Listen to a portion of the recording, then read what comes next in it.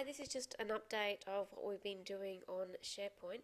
So this is the Year 5 learning space. You'll notice the changes we've made. We've got less tabs down the side here, which makes it look a bit neater. We've got the usual calendar, the class announcements on the side. We've also got the subject links, which I mentioned last time in the last update. These here are all page links. Instead of having them down the side, which looks very complicated and messy, this was Claire's idea. I put them in a table, so each of those pages are linked to other pages within SharePoint. I'll give you an example of one. We can go to economics.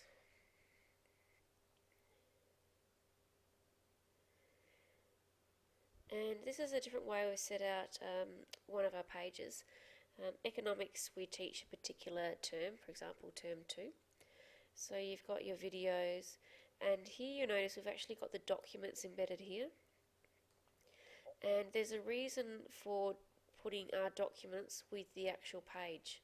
So you've got the PDFs embedded here. The reason why we did this was because if you go back to our home page, and if you click on, go down to My Documents, we were finding that when we upload documents, for example for maths or economics, they'll be documents we needed for term 1. We didn't see the point of keeping them for term 2, 3, 4 and so forth.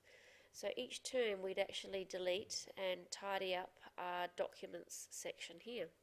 However, when you do this, you don't have an electronic storage copy of the documents. So embedding the actual document within the page enables us to store it there year after year.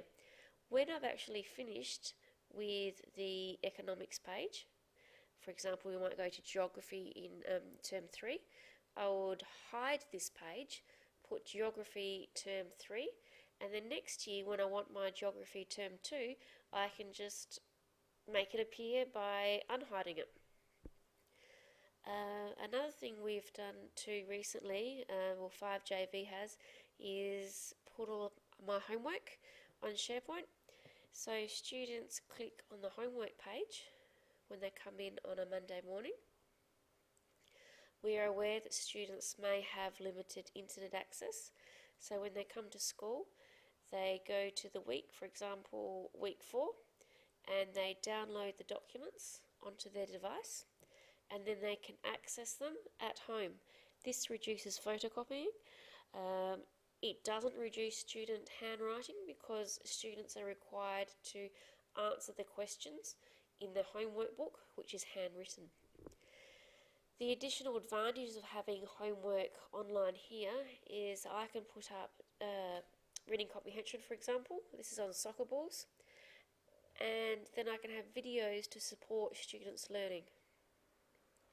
Again, you'll notice for week 5, where reading was Rube Goldberg machines, and I can have images and videos to support students. With their maths homework as well, notice here for week 4, we were doing angles. Click here if you need help. They click on the link, and I can take them directly to a page to help them with their classification of angles and so forth. They're the main changes. I'd like to also show you what Claire's been working on for the EAL. If I click on Year 10. So you can see here that the Year 10, Claire set up her announcements. She's also set up little images with links, for example. I might click on literacy. And they have resources which are available. Discussions, she's got assessments as well. Now we've set up these pages so they are only accessible to Year 10 EAL students and teachers. You can set access for particular students and or teachers within your learning space. Here's another example, the retreat. Claire's used a range of visual images to support her students